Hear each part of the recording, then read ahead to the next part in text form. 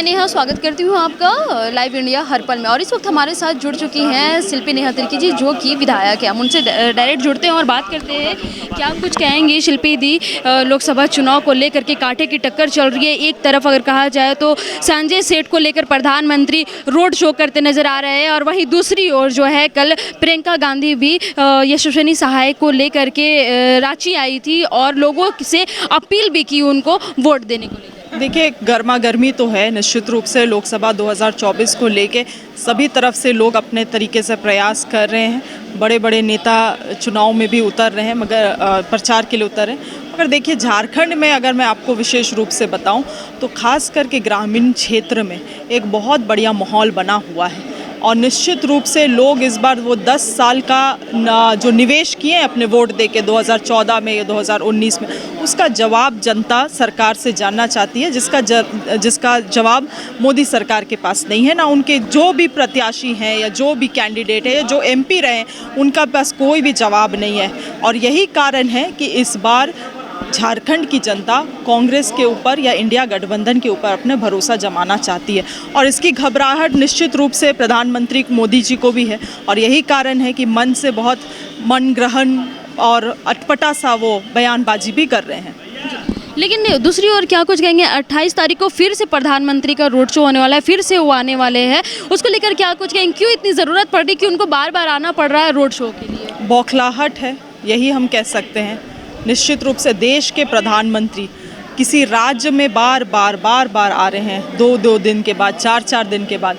सबसे ज़्यादा अगर कि कोई राज्य एट स्टेक है उनके लिए वो झारखंड राज्य है, और होगा भी। इस चीज़ को तो हम लोगों ने बहुत पहले ही भांप लिया है।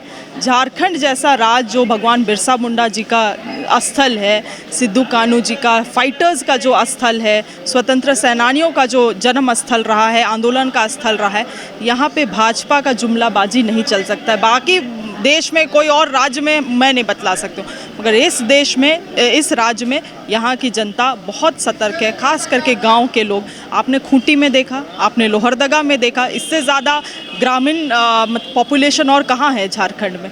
इस चीज़ को हम लोगों ने देखा है, भांपा है पहले से।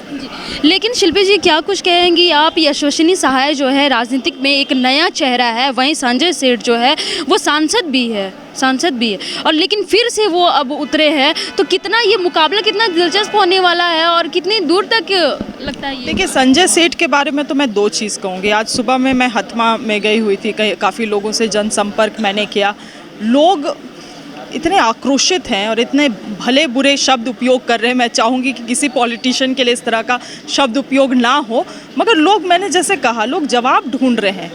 वहाँ पे वो कभी आए नहीं, वहाँ के लोगों का सूद नहीं लिया गया, किस तरह से वहाँ के आदिवासी लोहरा समाज के लोग वहाँ पे कैसे रहते हैं, क्या सुविधाएं उनको है नहीं है, ये मैं एक जगह का आपको बता रही हूँ। इस तरह से तमाम पूरे झारखंड में, पूरे रांची लोकसभा में लोगों का यही कहना है, खास करके जो इंटीरियर इलाका है रांची लोकसभा का, लोगों का यही कहना है कि हमने तो संजय सेठ जी को देखा भी नहीं 10 साल में, तो इस बार क्यों उन पे भरोसा जताया जाए। नई चेहरा है यशस्विनी सहाय जी, मगर सुबोधकांत जी की वो पुत्री हैं, और निश्चित रूप से वो अपना भरोसा इस बार सुबोधकांत सहाय जी के नाम पे या कांग्रेस पार्टी के नाम पे वो देना चाहते हैं, ताकि जो मैनिफेस्टो है कांग्रेस का, वो कांग्रेस पार्टी उनके लिए देश भर में पूरा कर सके।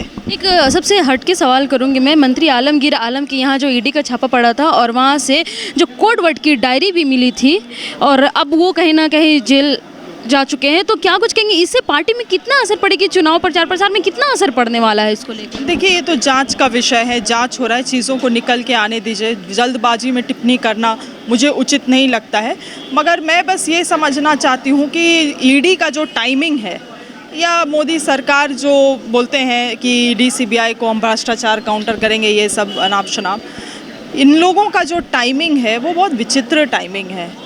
आपने चुनाव से, लोकसभा चुनाव से 2 महीना पहले देश के 2 बहुत अहम मुख्यमंत्रियों को आपने जेल में ठूसने का काम किया।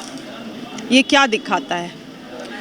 ये जो कार्रवाई अभी हो रही है, अभी जो जिन मंत्रियों के ऊपर कार्रवाई हो रही है, उनका भी टाइमिंग बहुत विचित्र लग रहा है। मगर बाकी सारे जो चीज़ें हैं वो जांच के विषय हैं, और निश्चित रूप से जांच होना चाहिए। गलत है उसके अकॉर्डिंग कार्रवाई हो, मगर जांच का विषय है। लेकिन वहीं दूसरी ओर अभी फिर दो मंत्रियों को ईडी का समन गया है, अभी उस पे क्या इसके बारे में मुझे कोई जानकारी नहीं है। ये आप कब का न्यूज़ बतला रहे हैं, मुझे कोई जानकारी नहीं है। हफीजुल हसन और एक और मंत्री किस न्यूज़ में आया है ये? जी बिल्कुल, अभी ब्रेकिंग चल रहा है। कहाँ पे चल रहा है? मैंने नहीं देखा। अगर ब्रेकिंग है तो मैं अभी तो आपके साथ पीसी में थी, तो मैं कैसे ब्रेकिंग न्यूज़ देखूंगी? Thank you. ये हमारे साथ शिल्पी नेहा जुड़ चुकी थी और उनका कहना है कि इस बार लोकसभा चुनाव में जनता जो है सबको पहचान चुकी है और इस बार संजय सेठ जो है मूल्य मतों से जीतेंगे नहीं, हालांकि उनकी हार होगी। दूसरी ओर जनता के प्रति उनका आक्रोश जो है काफ़ी ज़्यादा बढ़ा हुआ है और यशस्विनी सहाय जो है यहाँ की भले नई प्रत्याशी है, नया चेहरा है राजनीतिक में, लेकिन हाँ लोगों का रुझान बिल्कुल उनके प्रति जारी है। लाइव इंडिया हर पल से सहयोगी विशाल के साथ मैं नेहा।